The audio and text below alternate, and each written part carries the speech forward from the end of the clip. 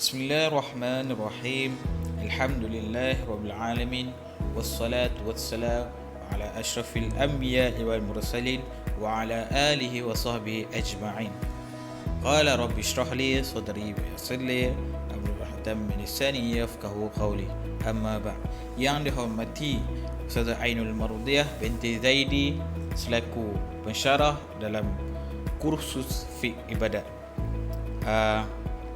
Saya selaku ketua kumpulan 4 Muhammad Fadhul Akmal bin Mat Sabri, dan saya akan memperkenalkan ahli-ahli grup saya, Muhammad Afiq Aikal bin Othman, yang kedua Muhammad Aiman bin Muhammad Azhar, dan yang terakhir Khairul Amir Hakim bin Khairul Azhar. Kami akan membentangkan mengenai puasa. Okey, kalau semua dah kenal ahli grup saya akan pergi ke slide yang seterusnya. Okey, pengenalan. Pengenalan puasa ni, takrif puasa ni dia ada dua. Yang pertama dari segi bahasa dan yang kedua dari segi syarak. Yang pertama, takrif puasa dari segi bahasa: menahan daripada sesuatu sama ada kata-kata ataupun makanan.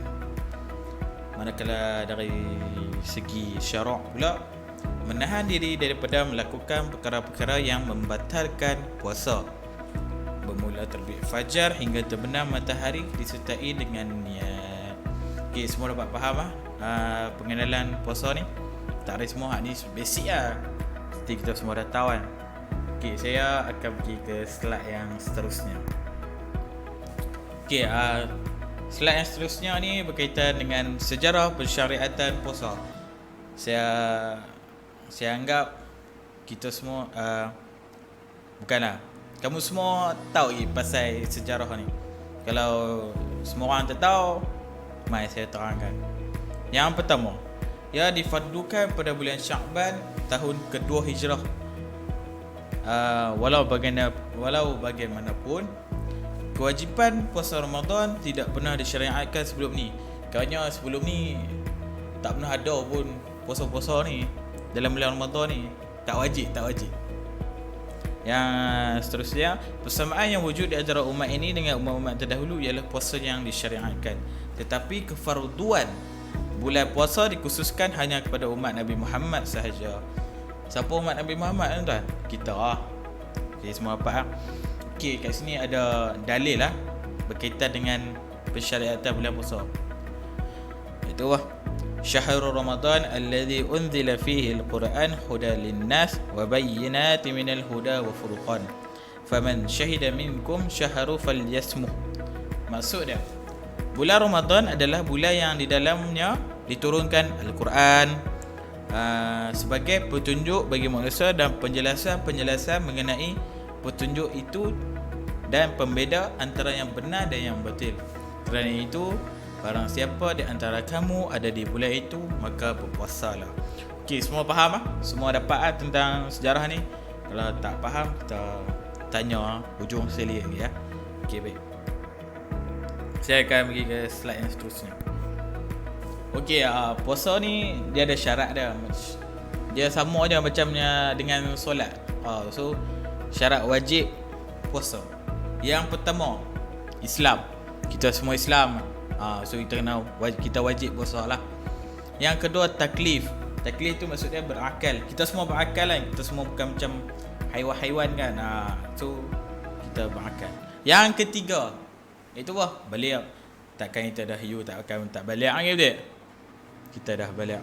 Yang keempat, bebas daripada uzur syar'i. Ini semua boleh faham syarat wajib dah. Dah faham, saya akan pergi slide seterusnya. Okey, puasa ni dia ada syarat. Syarat dia ada dua. Sama ada yang pertama syarat wajib yang tadi saya terang tu lah. Yang kedua syarat sah puasa. Okey, saya akan terangkan Yang pertama, syarat sah puasa ialah Islam. Sama macam syarat wajib ni. Yang kedua, berakal. Kita semua berakal. Yang ketiga, mumayyiz. Mumayyiz ni maksud dia suci lah. Yang keempat, niat pada waktu malam puasa fardu. Niat macam kita lepas habis tarawih tu, kita niat supaya kita tak lupa. Kita ni pelupa, nasiah. Okey lah. Yang kelima, suci daripada haid dan nifas. Ini bagi orang ini dikhususkan kepada golongan wanita lah. Yang keenam, menahan perkara yang membatalkan puasa. Menahan perkara yang membatalkan puasa ni apa? Dia ada banyak, nanti rakan saya yang akan terang ya. Yang terakhir iaitu apa? Puasa pada hari yang diharuskan. So puasa pada hari yang diharuskan ni juga member saya akan terang lagi. So semua boleh faham tentang pengenalan, sejarah, syarat wajib dan syarat sah. Itu saja daripada saya. Saya akan serahkan slide seterusnya kepada rakan saya. Terima kasih. Menerangkan berkenaan dengan rukun puasa. Rukun puasa terbagi kepada dua. Itu yang saya point kat sini, bahawa yang pertama niat puasa, yang kedua menjauhkan perkara yang membatalkan puasa. Kita akan masuk niat puasa dulu. Syarat niat puasa Ramadan. Sekiranya ia adalah niat puasa Ramadan, disyariatkan wujudnya perkara-perkara berikut. Berniat pada waktu malam, hendaklah dilakukan qasad, yakni kehendak melakukan puasa itu pada waktu malam, iaitu sebelum terbit fajar. Sekiranya dia tidak berqasad untuk melakukan puasa kecuali selepas terbit fajar, maka batallah niat dan puasanya. Nak menyatakan kat sini, niat kita untuk berpuasa pada esok hari tu wajib. Maknanya kat sini sebelum terbit fajar kita kena niat lah. Kalau senang faham, lepas kita tarawih lah, kita boleh selawat lah, kita boleh niat ramai-ramai lah. Macam selalu buat duduk asrama kan, selalulah buat. Okay. Seterusnya, menentukan jenis puasa. Menetapkan niat puasa yang ingin dilakukan. Contohnya berazam untuk menunaikan puasa Ramadan. Kat sini niat yang kita niatkan dalam hati kita, niat kita untuk puasa tu adalah kita niatkan untuk puasa Ramadan tu, bukan puasa lain, khas untuk puasa Ramadan sahaja. Seterusnya, niat berulang-ulang. Seseorang yang ingin menunaikan puasa fardu pada bulan Ramadan lebih afdal berniat setiap malam daripada hanya niat sekali sahaja untuk sebulan. Macam saya terangkan dekat syarat tadilah, yang niat sebelum terbit fajar. Maknanya kat sini kata niat untuk berulang-ulang tu lebih baik daripada niat sebulan. Kalau kita nak niat sebulan pun tak salah juga, sebab untuk mengelakkan kita terlupa. Kita ni manusia lalai. Tapi lebih afdal kita niat setiap hari sebelum terbit fajar, sebelum kita nak sahur pagi esok lah. Seterusnya, kita akan masuk pada poin yang kedua, iaitu menahan diri daripada perkara yang membatalkan puasa. Yang pertama, makan dan minum. Makan atau minum sesuatu dengan sengaja jika terlupa tidak batal puasa tersebut. Istilah puasa ni adalah menahan diri daripada makan dan minum dan sebarang dan apa jua perkara yang syubhah daripada puasa tu, yang berpaling daripada syarat puasa tu. Kalau kita buat lupa tu, kita batal lah. Tak ada kita buat lupa tu, okey, tu tak batal. Setelah okey, yang kedua, seterusnya memasukkan sesuatu benda ke dalam rongga anggota badan yang sedia terbuka. Sengaja memasukkan benda, yakni sesuatu yang dapat dilihat, ke dalam anggota yang mempunyai rongga, yakni ruang yang terbuka seperti mulut, telinga, hidung, kemaluan dan dubur. Kat sini kata apa-apa jenis alatan ke apa-apalah yang memasuk ke dalam rongga, hidung ke mulut ke telinga tak boleh. Contoh, kita ambil contoh, kita korek telinga tak boleh, korek hidung tak boleh. Korek hidung tu ada pendapat ulama yang katakan korek hidung tak sampai le langit. Tak sampai le langit tu kira tak apa lagi, kira makruh lah tu, tak batal lagi. Jangan kita korek tu sedap sangat, sedap. Itu tak boleh. Tu boleh buat batal. Okey, seterusnya, muntah dengan sengaja. Muntah dengan sengaja membatalkan puasa seseorang kecuali orang tersebut tiada upaya untuk menahan muntahnya. Muntah dengan sengaja, kita nak tak tahan sangat ni. Kita tak sangat tapi kita terliur tengok orang makan, tapi kita rasa nak makan kat, sebab kita nak berbuka. Kita berbuatlah muntah depan orang. Membuatkan itu sebab untuk orang tengok kita. Dia ni boleh tak puasa? Tak boleh macam tu. Kecuali kalau dia tak tahan untuk muntah. Kita tengok, kita ambil contoh, kita mabuk naik kereta, kita tak tahan sangat nak muntah tu. Itu tak apa, itu tak batal puasa tu. Seterusnya, bersetubuh dengan sengaja. Bersetubuh membatalkan puasa seseorang walaupun dengan berhubungan sah dan tidak keluar mani. Ini bagi golongan-golongan yang kira faham lah. Seterusnya, mengeluarkan mani. Air mani keluar sama ada dengan berkucup tangan dan seumpamanya. Apa-apa yang kita buat ke apa ke tak boleh. Dia sama dengan yang bersetubuh dengan sengaja. Dia kira sain-sain dia. Seterusnya, haid dan nifas merupakan keuzuran bagi perempuan yang tidak boleh dielakkan dan menghalang sah daripada puasa. Ni umum, khas untuk perempuan lah. Lelaki tak ada. Saya tahu tak ada. Ada ke dalam ni? Tak ada. Okey, seterusnya, gila dan murtad. Okey, gila murtad juga merupakan sebab menghalang daripada puasa kerana dia telah terkeluar daripada kelayakan beribadat. Okey, orang gila ni, dia kalau tak puasa tak apa. Kalau puasa tu kira tak sah puasa dia. Dia tak ada apa-apa pembalasan dia. Kalau dia tak puasa tu, dia memang lumrah dia lah. Dia memang tak apa kalau dia tak puasa. Murtad ni adalah murtad, kita tahu murtad ni kita keluar daripada agama. Contoh kita di Islam, kita keluar daripada agama lain, kita ikut budaya dia. Tak boleh. Tapi dan yang saya faham, kalau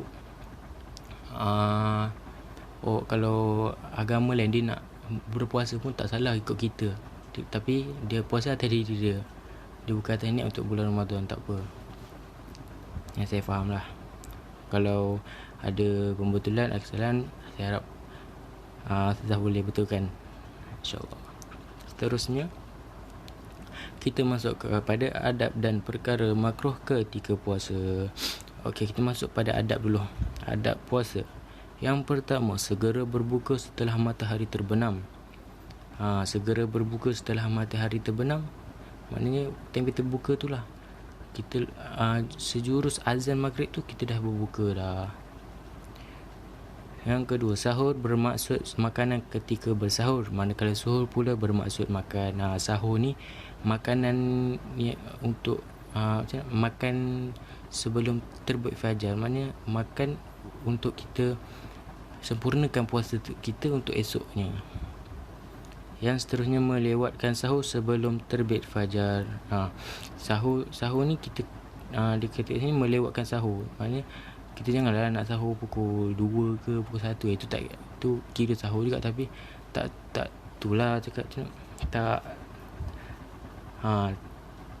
tak nampak macam sahur lah cakap. Biasa sahur dah pukul 5, pukul 4.30, pukul 5 lah performan. Kalau azan tu awal, 5.30 macam tu lah performan. Tak salah kalau kita nak sahur awal pun. Yang seterusnya, meninggalkan kata-kata keji dan perbuatan yang memberahikan, seperti kutuk mengutuk kita, perli dia kita, caci orang tu ke, kita ngumpat orang, tak boleh. Itu dah satu perkara perbuatan yang boleh membatalkan puasa kita. Dia tak batal lagi kalau terlampau keterlaluan sangat. Kita punya keji-kejian tu, itu boleh membuatkan kita batal puasa kita. Ini sekadar makruh saja yang saya cakap. Okey, seterusnya, mandi janabah junub sebelum terbit fajar. Okey, mandi janabah junub ni maksudnya kita mandi wajib sebelum terbit fajar. Maknanya sebelum kita start berpuasa tu, untuk kita menyucikan diri kita. Kita tahu kita tidur tu macam mana bangun dia, kita tahu. Lepas tu pentingnya kita mandi wajib ni untuk bersih daripada segala hadas besar dan kecil. Okey, seterusnya, meninggalkan bekam di kepala, al-hajamah di badan, al-fasad dan seumpama, dan berasa makan atau mengunyahnya. Okey, apa-apa jenis rawatan ketika puasa ni tidak dibenarkan, kecuali darurat. Okey, kecuali dalam keadaan darurat. Kalau macam ni bekam, kita bekam dengan sengaja, kat badan, kat kepala tak boleh. Atau merasa makanan atau menggunanya tak boleh. Seterusnya berdoa ketika buka. Ini semua tahulah, wajib untuk kita umat Islam. Semua makan baca doa. Lebih lagi doa ketika buka, doa berbuka. Semua tahu, saya harap semua tahulah. Yang seterusnya, memberi juadah berbuka kepada orang yang berpuasa. Jika tidak mampu, berilah tamar atau sedikit minuman. Kat sini yang kata bulan puasa ni adalah lebih mujarab, adalah lebih afdal bagi kita untuk bersedekah makanan tu. Kalau kita tak mampu, kita sekadar bagi apa yang kita mampu je. Sebab kita tak tahu ada orang yang tak buka puasa lagi ke apa. Kita bersedekah tu boleh bagi kita backup pahala untuk kita memberi juadah kepada orang yang berpuasa. Lagi kita bagi juadah tu pula dekat orang yang berpuasa tu. Yang seterusnya, yang terakhir, banyakkan memberi sedekah, membaca dan tadarus Al-Quran, beriktikaf di masjid, terutamanya pada 10 hari akhir bulan Ramadan. Banyakkan memberi, macam tadi saya cakap yang sebelumnya, memberi juadah kepada buka orang puasa itu pun dikira sedekah. Banyak lagi cara-cara kita nak bersedekah pada bulan Ramadan ni. Membaca dan tadarus Al-Quran. Membaca Al-Quran ni semua tahu, tak payah nak tunggu bulan Ramadan je untuk kita baca Quran. Ikutkan memang hari-hari kita kena baca Quran, tapi dekat bulan Ramadan ni baca dan tadarus Al-Quran ni lebih berlipat kali ganda pahala dia. Beriktikaf di masjid pula. Beriktikaf di masjid terutamanya pada sebelum Ramadan. Kat sini macam zaman-zaman sekarang, macam musim-musim sekarang ni, memang masjid kita tak boleh nak masuk, tak boleh nak buat suka-suka macam tu kan. Kita boleh faham apa yang dunia sedang melanda sekarang. So kat sini kita tak payah nak tunggu, kita buat benda tu kat masjid je. Kat mana-mana tempat boleh. Dekat sama kat Yusah ke, kat DPM semua boleh. 10 bulan terakhir kita jangan tunggu, dekat masjid, kat mana-mana boleh buat, atas diri kita sendiri untuk buat tu tak. Okay, kita masuk kepada perkara makruh ketika puasa.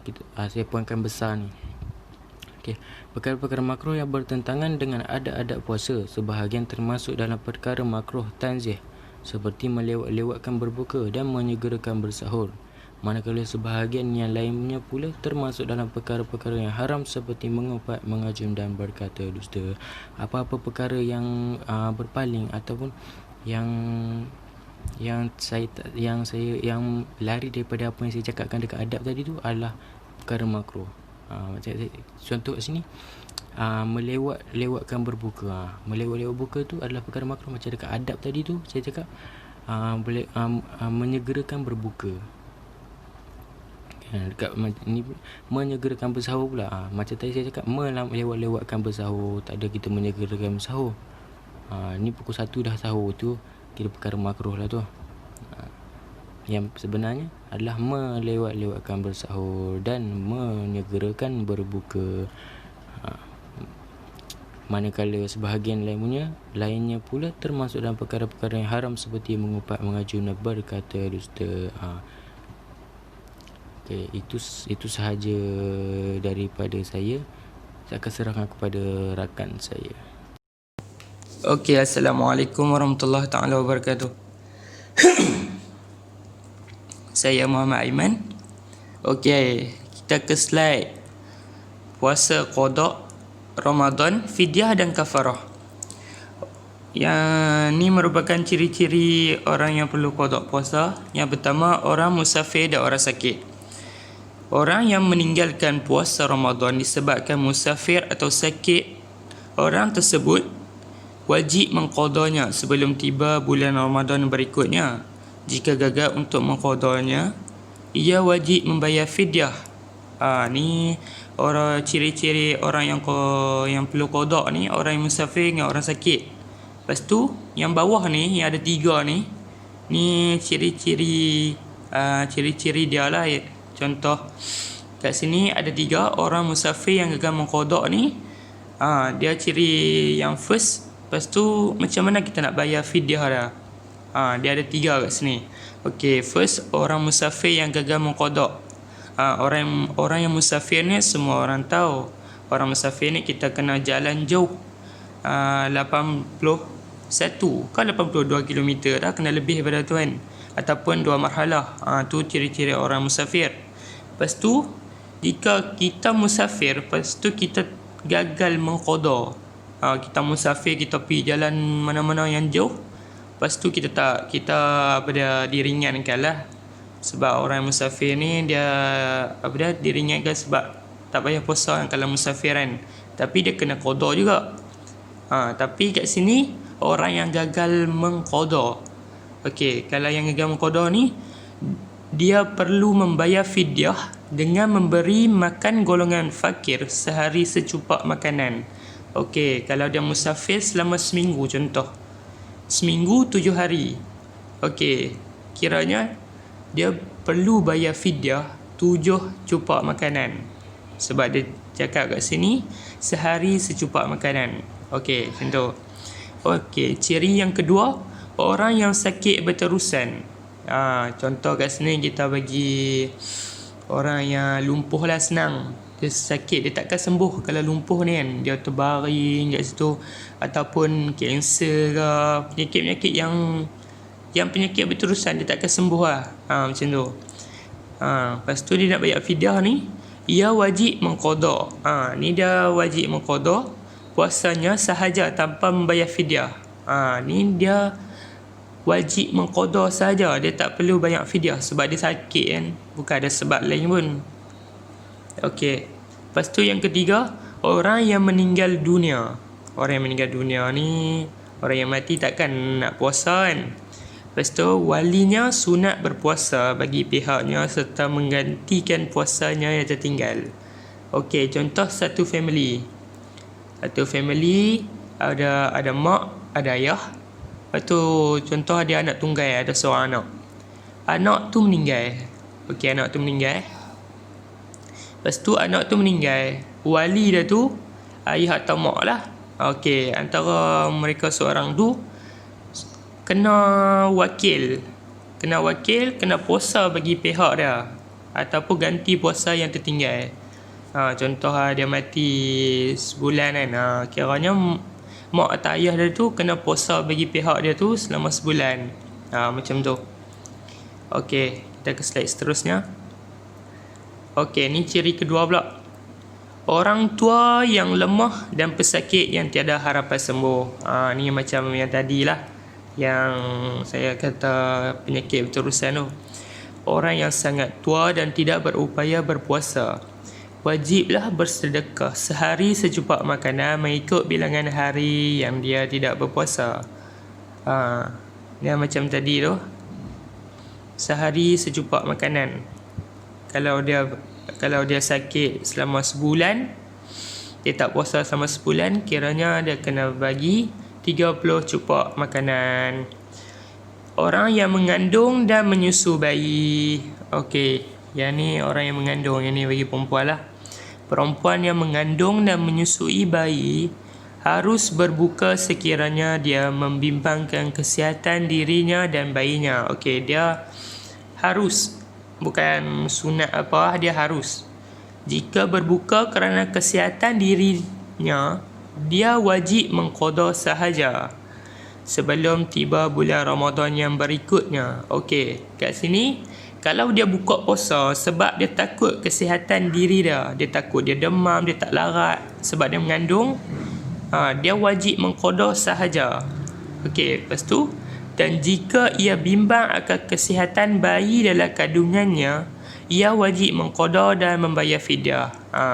Kalau dia buka puasa tu sebab dia takut kesihatan bayi dalam kandungan dia tu, dia wajib qada dan dia wajib bayar fidyah. Macam tu. Alright, kita ke slide seterusnya. Okey, kita masuk kepada kafarah.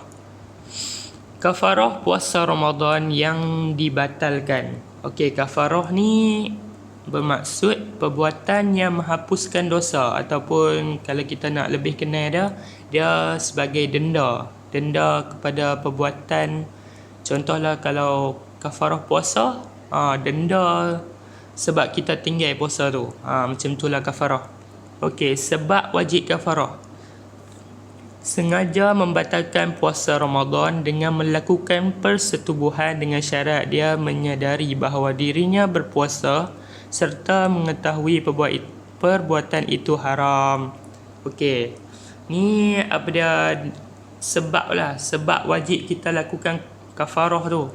Sebab dia kalau kita sengaja batalkan puasa, ada banyak cara nak batal puasa ni. Contoh kita sengaja pergi korek hidung kan, apa semua kan. Ataupun kat sini dia bagi dengan melakukan persetubuhan dengan syarat dia menyadari bahawa dirinya berpuasa serta mengetahui perbuatan itu haram.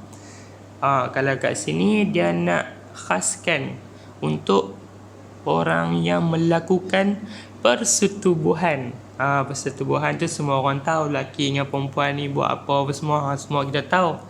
Malah lah nak cerita kat sini, saya orang kata apa pula kan. Itulah sebab dia. Contoh dia tu bersetubuh dengan lelaki ni, bersetubuh dengan perempuan ni, sedangkan dia tahu kata dia tu puasa, ataupun dia tahu tu bulan Ramadan kan, dia pun puasa time tu. Jadi dia wajib untuk buat kafarah tu. Okey, yang kedua, orang yang wajib kafarah. Ni orang-orang yang wajib buat kafarah ni. Okey, kafarah hanya wajib ke atas suami yang melakukan persetubuhan.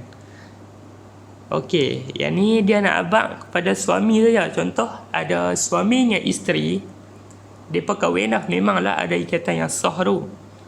Tapi time bulan puasa Ramadan, ada ikatan sah ke, tak ada ikatan sah ke, dia tetap haram. Sebab dia, sebab dia memasukkan sesuatu ke dalam rongga badan, macam tu. Okey, lepas tu yang kedua, kafarah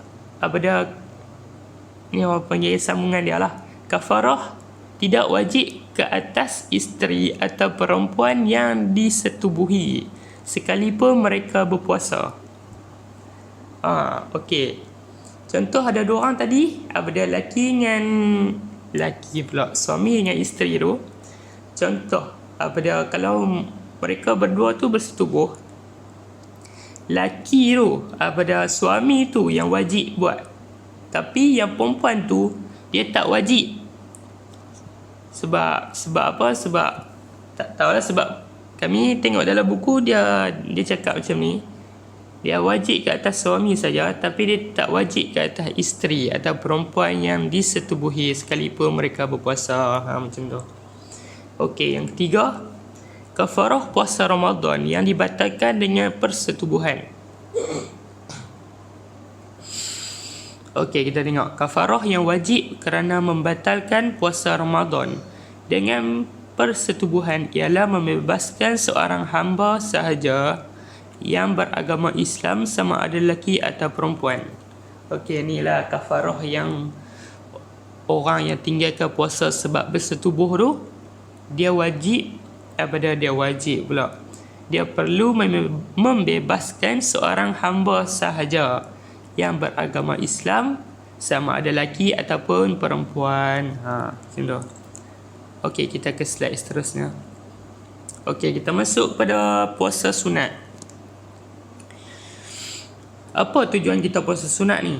Okey, puasa sunat bertujuan untuk menghampirkan diri kepada Allah Subhanahu Wa Taala dengan mengerjakan ibadat-ibadat yang bukan fardu. Okey, kat sini dia abang dah mengerjakan ibadat-ibadat yang bukan fardu. Memanglah puasa sunat, nama pun puasa sunat, takkan puasa fardu. Puasa fardu hanya ada satu, iaitu puasa di bulan Ramadan. Itu saja puasa fardu. Lepas tu tujuan dia juga untuk menghampirkan diri kepada Allah Subhanahu Wa Taala. Okey. Lepas tu kita puasa sunat ni mesti ada hikmah juga. Hikmah dia, puasa sunat disyariatkan adalah untuk meningkatkan pengabdian dan pendampingan diri kepada Allah Subhanahu Wa Taala. Kiranya kita buat puasa sunat ni pada sebabnya untuk meningkatkan ataupun kat sini untuk mendekatkan diri kita kepada Allah Subhanahu Wa Taala. Macam tu. Okey, seterusnya kita masuk kepada jenis puasa sunat. Jenis puasa sunat. Okey, yang pertama, puasa pada hari Arafah. Puasa pada hari Arafah. Hari Arafah tu apa dia? Hari Arafah tu ialah 9 Zulhijjah. 9 Zulhijjah tu okey, yang baca raya kat mana dekat dia kena tengok ikut bilangan kalender Islam. Kalau kalender kita ni kita tak tahu bila Zulhijjah tu kan. Okey, keterangan dia sunat berpuasa pada 9 Zulhijjah. 9 Zulhijjah tu hari Arafah tu lah, bagi orang yang tidak mengerjakan ibadat haji. Okey, dia fokuskan kat sini kepada siapa yang tidak mengerjakan ibadat haji. Okey, siapa yang pada 9 Zulhijjah ni dia sedang mengerjakan haji, dia dalam proses haji, dia tak disunatkan lah. Dia tak diharuskan untuk berpuasa. Okey, lepas tu puasa pada hari Ashura Tasu'a. Okey. Apa dia?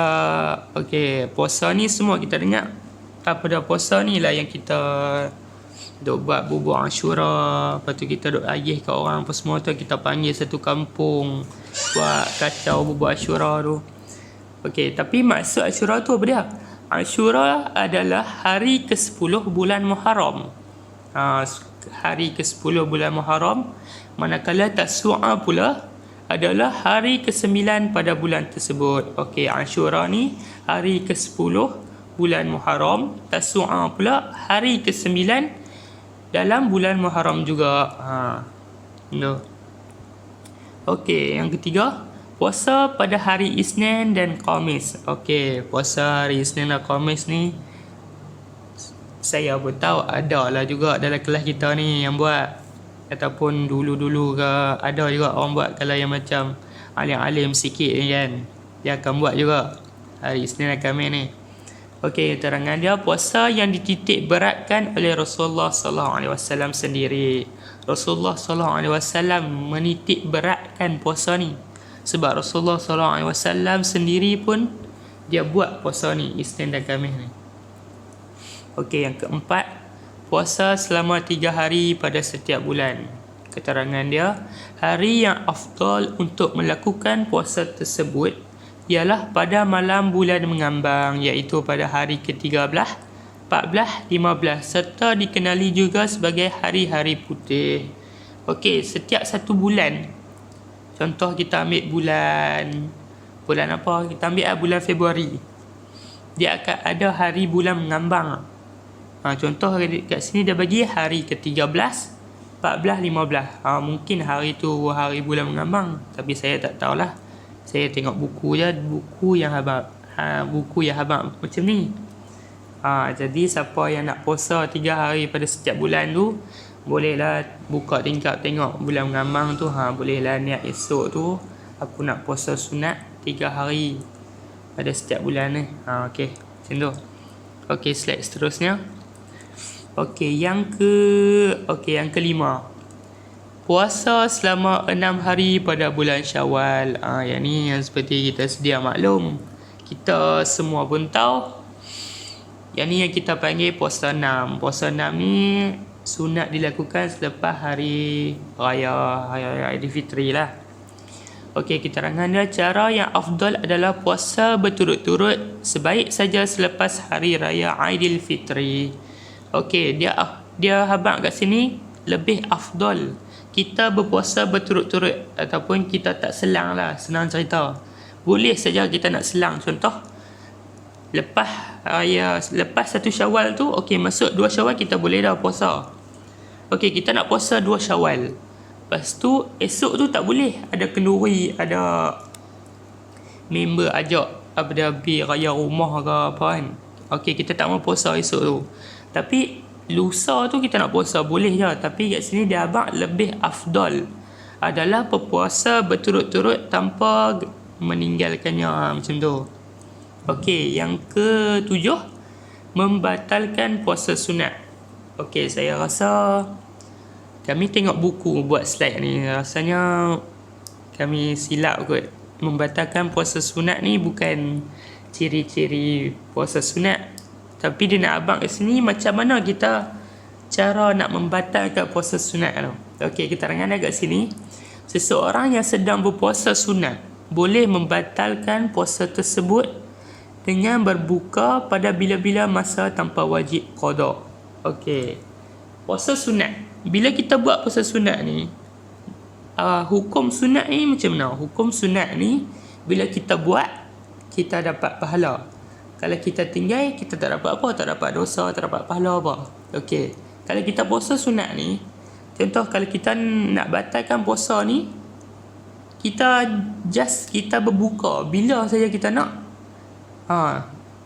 Tapi apabila kita berbuka saja bila, kita tak perlu qada pun sebab dia puasa sunat.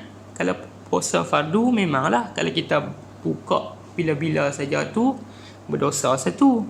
Lepas tu kita kena qada pula. Tapi puasa sunat ni kalau kita ada sebab-sebab tertentu, kita berbuka saja bila-bila dan kita tak wajib qada. Macam tu lah. Okey, habis dah keterangan saya sampai ke sini. Saya serahkan kepada rakan saya iaitu Amir. Terima kasih semua. Okay, kita masuk pula kepada puasa yang dimakruhkan dan puasa yang diharamkan. Untuk puasa makruh, puasa ini ialah puasa yang tidak digalakkan dan amalan yang berpahala sekiranya ditinggalkan, sementara melakukannya tidak berpahala maupun tidak berdosa. Di sini diberitahu puasa makruh ni kalau kita buat, kita tak dapat apa-apa, kita tak dapat apa-apa dan kita tak berdosa. Kalau kita tinggalkan, kalau kita tak buat, kita dapat pahala. Okey, puasa-puasa tersebut ialah puasa pada hari Jumaat, Sabtu, atau puasa pada hari Jumaat sahaja. Satu. Yang kedua, puasa pada hari Sabtu sahaja. Yang ketiga, puasa sepanjang tahun. Okey, Nabi Muhammad SAW bersabda yang bermaksud, janganlah seseorang daripada kamu berpuasa sunat semata-mata pada hari Jumaat, melainkan berpuasa sebelumnya atau sehari selepasnya. Hadis Bukhari dan Muslim. Penerangan dia, para ulama menyatakan bahawa larangan yang dinyatakan di atas adalah larangan yang makruh. Ini kerana hari tersebut adalah hari yang diagung-agungkan oleh orang Yahudi. Okay. Larangan yang sama juga diberikan bagi yang berpuasa pada hari Sabtu, dilakukan secara tunggal kerana ia juga merupakan hari yang diagung-agungkan oleh orang Yahudi. Okay, manakala puasa hari Ahad pula adalah makruh kerana ia merupakan hari yang diagung-agungkan oleh kaum Nasrani.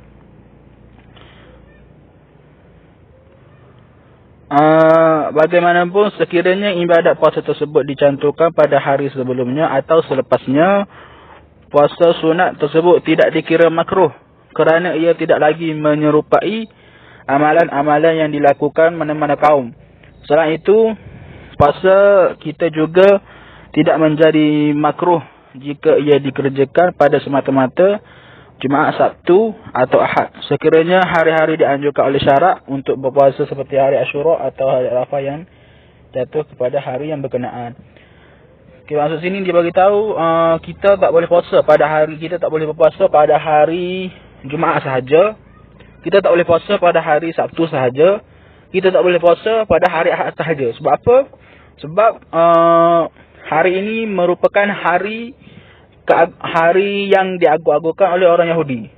Contoh kalau kita nak berpuasa juga, kita kena berpuasa sehari sebelum hari Jumaat, sehari sebelum hari Sabtu ataupun sehari sebelum hari Ahad. Jadi ataupun sehari ataupun selepas. Jadi jadi macam tu lah. Kita nak kena puasa sehari sebelum tu baru boleh. Tapi puasa ni juga